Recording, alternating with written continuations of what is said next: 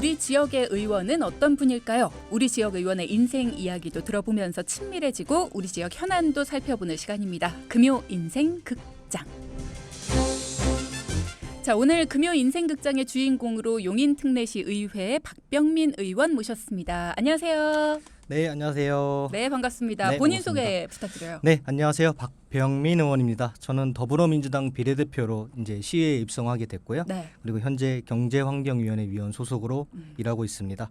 그리고 우리 용인특례시의회 유일한 20대 오. 의원이란 말을 끝으로 소개를 마치겠습니다. 어쩐지 피부가 탱탱하셨어요. 환영 박수. 감사합니다. 네. 아유, 그러면 의원님께서 용인특례시 의회 의원님들 중에 가장 젊은 피. 네, 맞습니다. 많은 일들을 하셔야겠네요. 그렇죠, 이래저래. 네, 이래저래 많은 일을 하고 있습니다. 네. 그렇구나. 네, 네. 20대 시 의원이시면 상당히 젊으신데 뭔가 지난 1년간의 의정 활동을 돌아보신다면 어떠셨어요? 쉽지만은 않으셨을 것 같은데. 네, 쉽지만은 않았습니다. 사실 제가 더불어민주당 용인시갑 지역위원회 대학생위원장으로도 일을 했었고 그리고 용인시장 정무비서로도 근무를 했었지만 네. 아무래도 조금 다른 의원님들에 비해서는 어떻게 보면 아직 경험이 많이 부족하다고 생각을 하고 있어요. 젊으시니까요. 네네. 그래서 너무 급하지 않게 지난 1년간은 의회 분위기와 이제 매년 크게 바뀌지 않는 의사 일정 등을 파악하고 이제 각종 조례 준비와 그리고 민원 해결에 힘쓰며 좀 바쁜 시간을 보냈던 것 같습니다. 시의원 임기가 총 4년이잖아요. 그쵸? 예. 네, 1년은 도약을 위한 준비의 시간이었다면 나머지 3년은 온전히 용인의 도약을 위해 일할 생각입니다. 네. 이제 도약을 위해 날아올라. 그러면 뭐 문득 궁금해지는 게 네. 지난 1년간은 의회의 분위기를 파악하시는 시간이었다. 네. 분위기가 어때요? 사실 좀 들어와서 네. 많은 뭐라 해야 될까 정쟁이라 해야 될까요? 그런 부분도 있었고 아니면 서로 화합해서 잘 가는 부분도 그렇죠. 있었는데요. 네. 사실 제가 뭐 제 선도 아니고 초선의 입장이다 보니까 사실 많이 배웠던 그런 시기가 됐던 것 같습니다. 네. 요즘에 어떤 사회든 어떤 집단이든 뭐 MZ 세대와의 가치관 문제나 갈등 이야기 뭐 이런 게 되게 많잖아요. 네. 뭐 예를 하나 들면은 회사에 출근했는데 8시 반에 출근을 해서 9시부터가 회사 출근 시간이니까 30분 동안은 상사에게 인사를 안 한다거나 뭐 이런 식의 MZ들의 회사 생활 뭐 이런 거 되게 많이 회자가 되는데 네네네. 뭐 그런 거와 관련해서 세대 갈등은 없으세요? 사실 없다고 하면은 아주 없다고 하면 거짓말이겠죠. 근데 저도 그렇지만 이제 그분들도 그분들이 대표하는 이제 대표 하는 뭔가 상징성이 있을 거 아니에요. 저는 또 MZ 세대라 하면 그분들은 또 다른 세대를 그렇죠. 대표하실 수 있으니까요. 그런 부분은 원만하게 잘 조정해서 넘어가야 된다 생각하고 있습니다. 뭐 베이비붐 세대가 있으실 수도 있고, 네네네네. 네, 뭐 오렌지족 그러실 수도 있고 네네네. 그렇습니다. 지난 1년은 도약을 위한 준비의 시간이었다라는 말씀이 참 기억에 남습니다. 그렇다면 지난 1년 의정 활동 중에 가장 기억에 남는 일 혹은 이건 진짜 보람 있었던 일이다. 뭐 이렇게 기억 남는 거 있으세요? 아무래도 제가 이제 청년이잖아요. 그죠. 그러다 보니까 제일 먼저 발의한 조례가 이제 용인시 반도체 산업 청년 미취업자 지원 조례입니다. 근데 이 조례 이제 주요 내용을 좀 말씀드리자면 네. 관내 반도체 기업의 용인시 이제 청년 채용을 권고하고 그리고 용인시 청년 취업 프로그램 지원 프로그램을 좀 마련하도록 했어요. 근데 용인시 청년 분들과 또 이제 관내 중견기업 인사 책임자 분들하고 간담회를 좀 진행을 하면서 용인시 이제 산업기조와 이제 용인시 청년 니즈가 좀 부합된 실효성 있는 조례를 만들기 위해 노력을 했고요.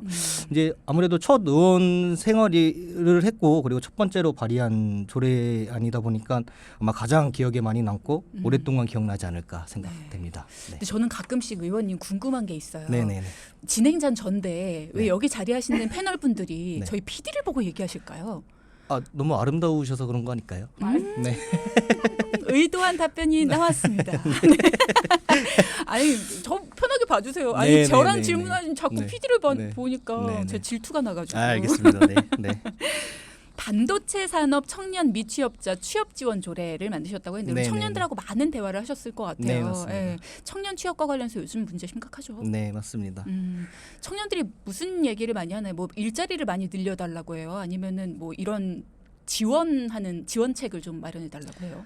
실질적으로 만나 보니까 이제 그 인사 책임자분들하고 청년분들하고의 좀 약간의 그 괴리감이라 해야 될까요? 맞아요. 그런 게 조금 있더라고요. 그래서 사실상 용인시에 있는 관내에서 업체를 하시는 분들은 아무래도 수도권에 있는 곳이기 때문에 우리는 좀 양질의 지원을 안 받아도 양질의 인력을 뽑고 싶다 이런 격에 있고, 그리고 용인시 청년분들 같은 경우는 아무래도 많이 좀 이제 반도체 기업이 중견 기업들이 많이 들어오니까 네네. 우리가 좀 거길 들어갈 수 있는 발판을 좀 많이 마련해 달라 이런 내용을 많이 말을 해갖고 그 내용을 좀 조례에 좀 담았던 것 같습니다. 지역이 발전할 때 우리들도 그 지역의 발전에 함께할 수 있으면 좋겠다. 이게 청년들의 마음인 것 같습니다. 네, 맞습니다.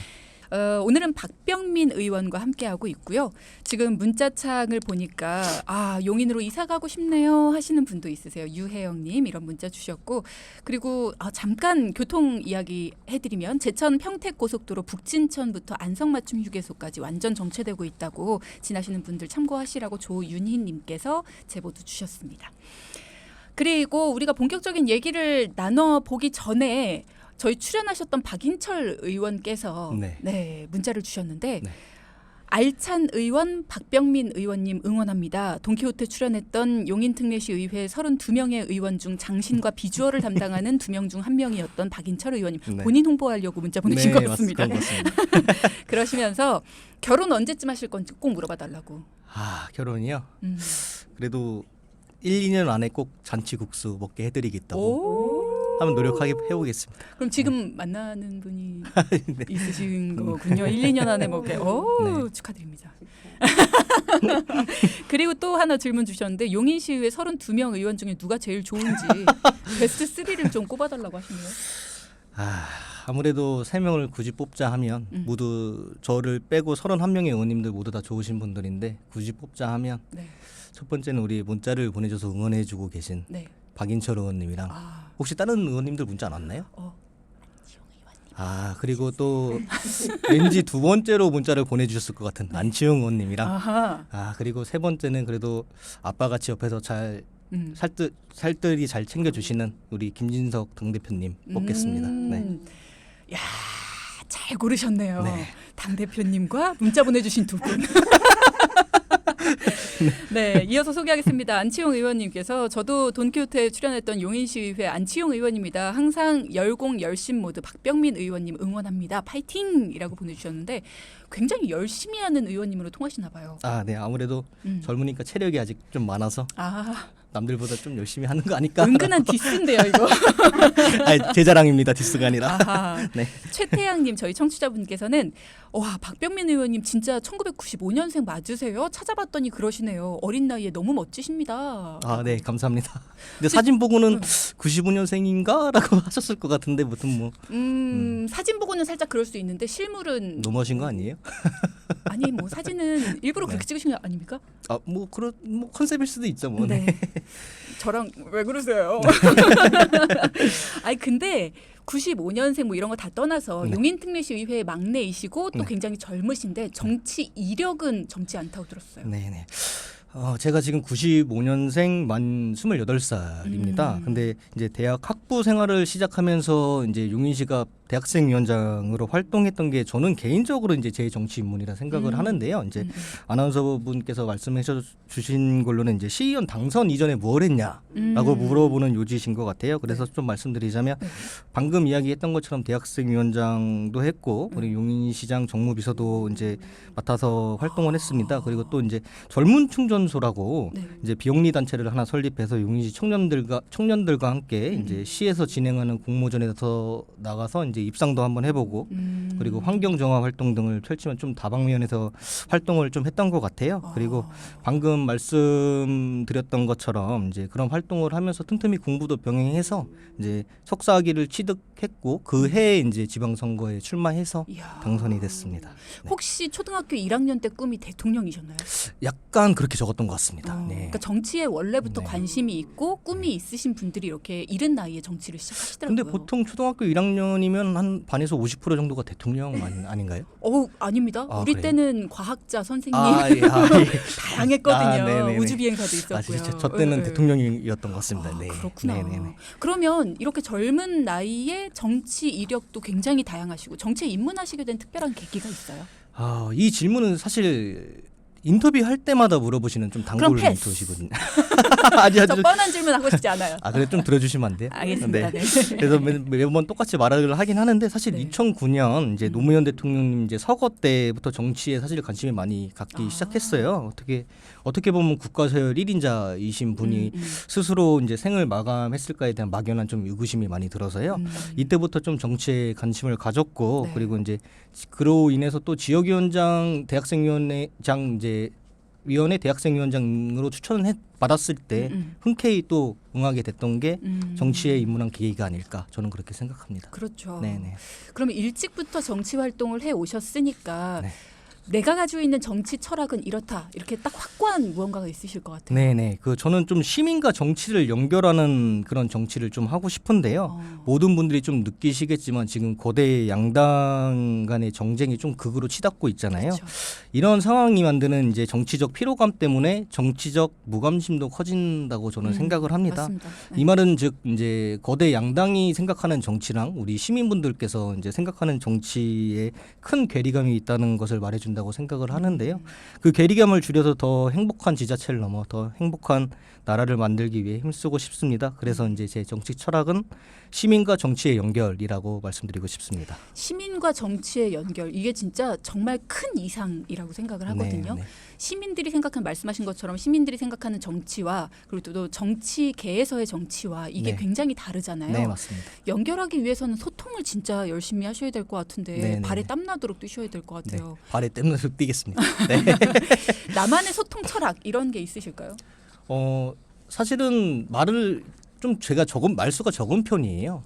그래서 상대방 말을 좀 많이 듣는데 그래도 반박해야 될 땐 반박하고 그리고 어느 때는 내 주장이 틀리더라도 또 수긍할 때는 수긍하고 그런 중요하죠. 게 소통 아닐까 싶습니다. 뭐 별게 있겠습니까? 고집이 센 분들이 상당히 많거든요. 네. 나의 철학이 이렇게 확고한 분들 중에서. 네. 근데 이제 고집이 나는 없다. 그러니까 없다기보다는 네. 고집이 있더라도 네. 다른 사람의 말을 경청하고 때로는 내 고집을 꺾을 줄도 한다. 네, 그렇습니다. 굉장히 중요한 것 네, 같습니다.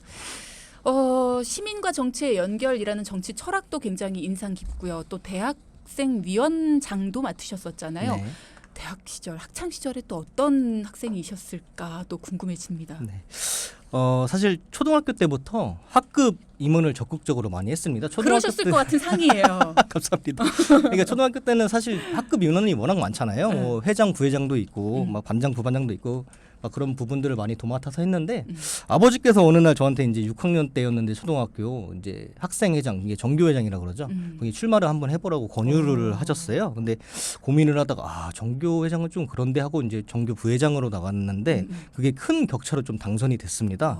이제 그 후로 이제 자신감이 좀 생겨서 중고등학교 때 이제 학생회장에도 출마를 했고 그리고 또 당선이 돼서 이제 학교와 학생 복지를 좀 위해서 많이 일을 했던 것 같습니다. 또 좀 에피소드 하나 말씀드려도 괜찮을까요? 그럼요. 네. 또 고등학교 때 좀 많이 기억에 남는 게 이제 저는 용인 시내에 있는 남자 고등학교인 태성고등학교라는 곳을 나왔어요. 근데 저는 이제 처인구 읍단위에 있는 조그마한 이제 중학교를 졸업한 후 거기를 갔거든요. 갔더니 이제 보통 친구들이 다 이제 시내권에서 중학교를 나온 그렇죠. 친구들이라 같이 사실 올라가죠. 적응이 좀 쉽지가 않았던 건 사실인데 그래도 잘 적응을 하고 이제 2학년 2학기 때 그때 학생회장에 나가보자라고 생각을 해서 나갔는데 그때 후보자가 저를 포함해서 3명이었어요. 네, 3명이었는데 연호는 저를 가장 약하다고 이제 평가를 하고 있었거든요. 그리고 있었는데 개표 당일날 이제 방송 개표 결과 방송이 나오는데 제가 45%로 1등을 한 거예요. 당선 확실. 네, 당선이 된 거죠. 그랬더니 네.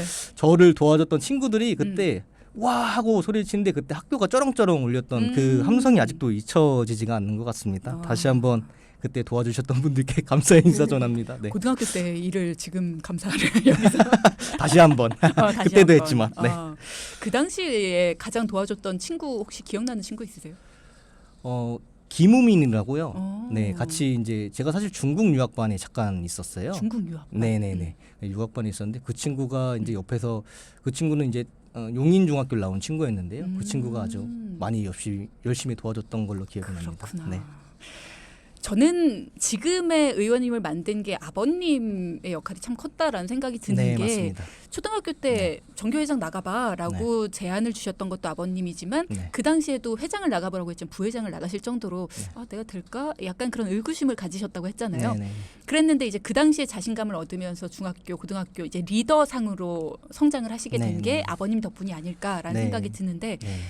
지금은 이렇게 용인시 의회 당당히 의원님이 되시고 나서 아버님께서 굉장히 자랑스러워하시지 않을까 싶어요.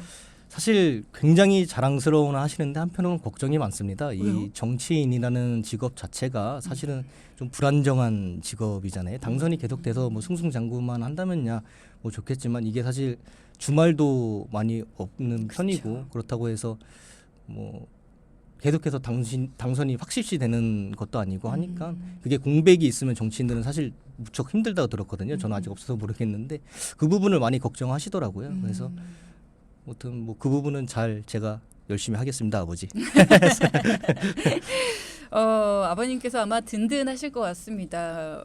주변 지인분들께서 의원님을 애늙은이라고 부른다고요? 네. 사실 이게 지인들이라고 말씀을 해주셨는데 지인은 아니거든요. 지인은 아니고 친구들이 좀 많이 그러는데 뭐 딱히 별 이유는 없습니다. 그냥 제가 생각하기에는 저는 제 나이에 비해서는 SNS 활동을 그렇게 많이는 하지 않아요. 뭐 유튜브를 보거나 뭐 인스타그램 등 뭐 이런 거를 많이 하진 않거든요.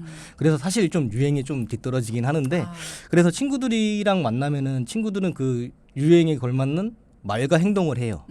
근데 저는 그걸 이해하지 못하니까 웃지를 못하는 거예요. 네, 그 모습이 좀 친구들한테 진중해 보였던 게 아닌가라고 생각을 합니다. 그래서 그런 별명을 갖게 된 것 같아요. 굉장히 좋게 포장을 하셨습니다. 어쨌든 진중한 면, 왜 또래 친구들 만났을 때 이렇게 풀어지는 사람들이 많은데 그렇지 네. 않고 그 사이에서도 굉장히 진중한 친구로 손꼽히는 네. 그런 의원님이시군요. 네. 그러면 진중한 편이고 말수도 많지 않고 개인 시간에는 보통 뭐 하세요? 개인 시간은 보통 이렇게 말하면 좀 가식적일 수도 있는데 진짜 책을 읽습니다. 책 읽을 시간이 많이 없어서요. 저도 제 나름대로 많이 부족하다고 생각을 해서 책을 개인 시간에 정말 책을 많이 읽는 것 같습니다. 근데 책을 읽으실 것 같은 상이세요. 네, 감사합니다. 제가 무슨 관상 보는 사람 같은데 왜 그런 거 있잖아요. 보고 있으면 이 사람은 왠지 쉬는 시간에도 뭐 할 것 같고 네. 이런 게 느껴지시는 그런 네. 얼굴이 있는데 약간 그런 스타일이십니다. 감사합니다. 방금 말씀하신 것처럼 애늙은이라는 별명도 갖고 계시고 쉬는 시간에는 조용히 책도 읽으시고 말수도 많지 않으시고 하지만 소통에 있어서만큼은 누구보다 발에 땀나도록 뛸 자신이 있는 박병민 의원님과 이야기 나누고 있습니다. 자, 돈키호테 2부 금요 인생 극장 용인특례시의회 박병민 의원과 함께하고 있습니다. 이제 좀 진중한 이야기를 나눠볼 텐데요. 상임위 이야기부터 좀 해보겠습니다. 경제환경위원회 소속이세요. 요즘 가장 핫한 이슈가 어떤 거예요? 사실 요즘 저희 상임위의 가장 핫한 이슈라 하면 아마 삼성전자의 국가산업단지와 SK 하이닉스의 반도체 클러스터가 아닐까 그쵸. 이제 생각이 듭니다. 사실 우리나라 경제를 반도체를 빼놓고 말할 수가 없잖아요. 그만큼 용인시에서도 용인 L자형 반도체 벨트를 조성하려는 밑그림을 그리며 이제 산업 기조를 가져가려 하고 있는데요. 네. 더불어 우리 경제환경위원회에서 요즘 전 세계적으로 대두되는 문제가 있죠. 바로 기후 위기인데요. 이에 대응하기 위해 탄소 중립, 친환경 등에 대한 이제 사업에도 관심을 가지고 있습니다. 그래서 우리 상임위의 가장 큰 이슈 두 가지를 꼽으라면 반도체와 기후 위기 대응이다라고 할 수 있겠습니다. 그러면 이런 쪽에 원래 관심이 있으셔서 이런 상임위를 택하신 거예요? 아니면 어떻게 해서 경제 환경위원회? 제가 이 상임위를 택한 이유가 이렇게 중요한 이슈도 다루고 있어서도 맞는데요. 네. 물론 거기에 더해서 이제 우리 상임위가 용인시 전반적인 기업에 대해서 이제 좀 관리를 하고 있는 부분이 있어요. 근데 제가 이제 석사랑 학사가 다 경영학입니다. 그래서 제가 경영학도 출신이라 조금이라도 내가 도움이 될 수 있는 위원회가 아닐까라고 해서 선택한 것 같습니다. 앞으로 기대를 많이 해봐야겠네요. 네, 감사합니다. 네. 박병민 의원님과 말씀을 나누다 보니까 용인특례시 앞으로 가능성이 참 크겠다라는 생각이 많이 들고요. 앞으로의 모습에도 기대가 됩니다. 그러면 우리 지역구의 최대 현안을 좀 꼽아보자면 어떤 것들이 있을까요? 첫 번째는 57번 국지도 이제 단절 구간 문제이고요. 두 번째는 교통 인프라에 대한 문제라고 생각을 합니다. 두 가지 다 교통에 대한 얘기예요. 네네네. 57번 국지도 같은 경우는 이제 단절 구간이 처인구 포고급에서 이제 고림동까지 6km밖에 되지 않습니다. 네. 근데 처인구의 땅값이 오르면서 이제 BC값이 안 나와서 이제 단절된 상태로 이제 방치가 되어 있는데요. 아마 이제 처인구가 이제 호재가 좀 많잖아요. 그렇죠. 그래갖고 땅값은 계속 오를 것이라고 생각을 하는데 이 6km의 단절 구간도 시간이 지나면 지날수록 더욱 연장하기 힘든 게 현실 아닐까라고 그렇죠. 생각을 맞아요. 합니다. 네. 지금 이 단절 구간을 이제 민자 사업을 통해서 해결을 한다 하는데 17년 동안 이제 단절되어 있던 구간인 만큼 지금이라도 연결돼서 다행이다라고 생각하시는 분들도 한편에 계시고요. 근데 저는 17년이라는 시간 동안 이 도로가 지방도가 아니라 이제 국지도인 만큼 중앙 정부와 좀 지자체에서 적극적인 행정을 통해 이제 해결하지 못했다는 아쉬움이 좀 큽니다. 그리고 두 번째는 뭐 말씀하셨던 것처럼 좀 57번 국지도랑 일맥상통할지 모르겠는데요. 사실 처인구 같은 경우는 이제 큰 산업단지는 물론이고 주거단지도 많이 생기고 있어요. 그럼에도 불구하고 이제 도로망, 철도망, 뭐 대중교통 등의 인프라가 아직 턱없이 부족한 것이 현실입니다. 네. 근데 앞서 말씀드렸듯이 성개발 후에 이런 문제들을 다룬다면 57번 국지도처럼 이제 BC값이 안 나와서 뭐든지 추진하기 어렵지 않을까라고 생각하고 있는데요. 저도 계속 그거에 대한 해결법을 궁리하고 있고 거기서 나온 뭐 답이라든지 조그마한 답이라도 되면은 집행부에 좀 계속 이야기하고 있는 실정입니다. 네. 지금 말씀하시는 거를 잠깐 들어봐도 이게 혼자만 고민해서 나온 이야기가 아니라 얼마나 시민분들의 불편함이나 어떤 고충 이런 것들을 많이 듣고 그거를 해결하기 위해서 발로 뛰셨는지가 느껴지는 말씀들이거든요. 네. 그러면은 사실 시의회 분들이 가장 많이 시민들을 위해 뛸 수 있는 게 조례발의라고 네, 맞습니다. 할 수 있죠. 네. 조례발의 하신 게 있으실까요? 제가 지금 조례를 하나 발의한 게 뭐냐면은 네. 악취를 유발하는 사업장에 대해서 그거를 좀 뭐라 해야 될까요? 악취 유발하는 사업장에 대한 배출 허용 기준을 정비한 조례가 하나 있습니다. 허용 기준을 좀 정비하자. 네네네네. 그래서 내용을 좀 구체적으로 좀 말씀을 드리면 네. 악취 관련 자문이 필요한 경우 이제 관련 기술사라든지 이제 전문가를 자문관으로 위촉할 수 있고 악취의 이제 배출 허용 기준을 좀 더 엄격하게 적용한 내용이 되겠는데요. 대신에 이제 악취를 방지하거나 저감하는데 이제 필요한 경우 용인시가 약간 지원 계획을 수립해서 예산의 범위 내에서 이제 지원할 수 있도록 했습니다. 이번 뭐 조례 개정을 통해서 용인 시민분들이 좀 더 쾌적한 환경에서 건강한 삶을 누리실 수 있었으면 좋겠습니다. 네. 시민들 입장에서야 조금 더 쾌적한 환경에서 건강하게 삶을 누릴 수 있으면 좋겠다. 이게 가장 큰 바람 중에 하나일 거고 네. 또 악취를 내뿜고 싶어서 내뿜는 게 아닐 텐데 네. 이게 돈이 많이 들다 보니까 네, 이게 맞습니다. 저감 시설을 설치하기 네네. 힘드셨을 텐데 이런 부분을 또 예산의 범위 내에서 지원할 수 있도록 네네. 양쪽을 다 신경을 써서 이렇게 조례 발의를 해주셨네요. 그러면 발의하신 조례 중에서 또 뭐 소개하고 싶으신 조례가 있으실까요?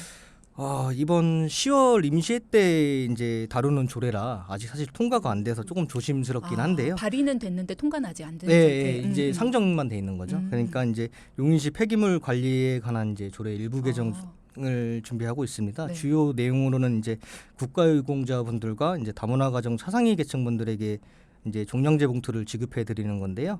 국가유공자분들에 대한 예우와 이제 다문화 가정의 안정적 정착을 위해서 꼭 통과시킬 수 있도록 노력하겠습니다. 네. 이 부분도 이제 소통을 많이 하신 다음에 발의된 조례구나라는 느낌이 드네요. 의원님 고향이 용인시이신 거잖아요. 네, 맞습니다. 시골에서 또 네. 이렇게 다니셨다 네, 뭐 이런 맞습니다. 말씀도 해주셨는데 네. 그러면 용인에서 태어나고 자라고 하면서 용인 이런 거 좀 고쳐줘야 되는데 이런 문제점도 많이 느끼셨을 것 같아요. 네. 또 앞으로 내가 함께 힘을 써서 바꿔나갈 용인시의 가능성도 많이 보이실 네, 것 네. 같은데 그런 얘기 좀 들어볼까요? 제 고향 용인은 정말 가능성이 무궁무진한 기회의 땅이다라고 정의를 좀 하고 싶습니다. 그 이유는 다들 아시다시피 이제 수지구와 기흥구는 네. 어느 정도 이제 발전이 돼서 인구도 많아졌고 그리고 여기에 맞춰서 이제 주민들을 위한 생활 인프라도 계속 이제 늘려나가고 있는 상황입니다. 네. 근데 무엇보다 이제 용인시 면적의 80%를 처인구가 차지하고 있는데요. 이제 처인구의 개발이 이제 뭐 시작됐다 해도 과언이 아니라고 말씀드릴 그렇죠. 수 있겠습니다. 네. 이제 근래 몇 년 동안 처인구는 이제 한국 산업을 이끌어갈 어떻게 보면 반도체의 성지가 되었는데요. 더불어 이제 경안천이라는 젖줄과 아름다운 산세가 있어서 이제 경제적 환경과 자연적 환경을 모두 갖춘 곳이라고 생각을 합니다. 이렇게 용인시는 사람들이 살고 싶어하는 도시가 될 것이라고 좀 저는 확신을 하는데요. 네. 이것이 용인시의 제일 큰 가능성이 아닐까라고 생각을 합니다. 의원님의 상임위와 정말 정확하게 연결지어서 경제와 환경에 연결지어서 네. 설명을 해주셨어요. 네, 가능성이 무궁무진하다. 네. 구하나 이온님께서 용인시에서 세대를 아우르는 소통하는 박병민 의원님 옆에서 항상 응원하고 있습니다. 언제나 편히 연락 주세요. 노래도 좋았어요.라고 말씀 주셨어요. 네, 아무래도 함께 일하시는 분들 중에 한 분이신 것 감사합니다. 같은데, 네, 네. 감사하다는 인사 전해주셨고요. 네. 그리고 앞으로 어떤 분야에 힘을 쏟으실 예정인지도 궁금하네요. 어떻게 보면 좀 장황하게 들릴 수도 있겠는데요. 제가 이제 청년 비례대표이긴 하지만 청년 정책과 더불어서 이제 지금의 용인시를 만드는데 큰 역할을 하신 이제 노년층 분들과 그리고 중장년층 분들에 대한 정책 발굴에도 좀 힘을 쓰고 싶습니다. 사실 연령이나 소득, 이제 직업별로 카테고리를 묶어서 정책을 만들다 보면 누군가는 좀 소외감을 받게 되어 있거든요. 그러니까 한 10년이나 15년씩은 한 세대로 묶어서 더 보편적이고 더 현실적인 방향으로 정책 발굴을 위해 좀 노력을 하겠습니다. 이런 노력을 하다 보면 약간 세대 갈등의 이제 근접 원인과 궁극 원인을 파악할 수 있는 좋은 계기가 되지 않을까 생각도 하고요. 20대 가장 젊은 의원님께서 세대 갈등에 대한 그런 원인을 파악하고 해결하기 위해 힘써 보겠다라고 네. 하시니까 뭔가 든직합니다. 네, 감사합니다. 자, 이제 10년 뒤 이야기를 해볼까요? 10년 뒤에 의원님 어디 계실까요? 그때도 아마 정치 활동을 하고 계실 것 같다는 예감은 드는데 네. 어때요? 10년 뒤에도 어떤 시민분들을 위해 봉사하는 자리에는 있을 것 같습니다. 그렇죠. 네. 그러면 10년 뒤에 네. 용인시의 시민분들에게는 네. 어떤 의원으로 기억되시길 바라십니까? 지금 저는 일단 시민분들의 기억 속에 가장 오래 남는 좀 시연이 되고 싶습니다. 이제 지역을 돌아다니다 보면 이제 돌아다니면서 이제 주민들과 얘기하다 보면은 이제 많은 분들이 이종재 전 의장님을 얘기를 많이 하세요. 이종재 의장님을 얘기를 많이 하시는데 문제가 있는 현장에는 밤 12시에도 이제 현장으로 달려가신다 하고 그리고 민원에 대해서 꼭 피드백을 주셨다면서 이제 주민분들에게는 좀 약간 일하는 의원으로 각인이 되어 있더라고요. 그래서 저 역시도 이 전 의장님처럼 이제 시민들께 일 잘하는 의원으로 남길 바라고요. 또한 저처럼 이렇게 젊은 정치인들이 그렇게 일을 잘해줘야 후에도 이제 또 청년 정치가 이제 성장할 수 있다고 맞습니다. 생각을 합니다. 네, 진짜 선두 주자세요. 네, 어떻게 감사합니다. 보면 정치권에서는 막내시지만 청년 정치인으로서는 선두 주자시니까 열심히 뛰어주셨으면 좋겠습니다. 함경호님이 연상 어떻게 생각하십니까? 연애관 어떠세요? 라고 물어보셨는데 뭐 한 10초만 여쭤볼까요? 연애관이요? 네. 그냥 뭐 편히 그냥 소통할 수 있는 사람이었으면 좋겠습니다. 제가 아무래도 밖에 일을 좀 많이 하다 보니까 그런 부분도 좀 어느 정도 이해를 해줬으면 좋겠고 너무 지금 구속하지 않고 여자친구분께 말씀하시는 거 아니죠? 아닙니다.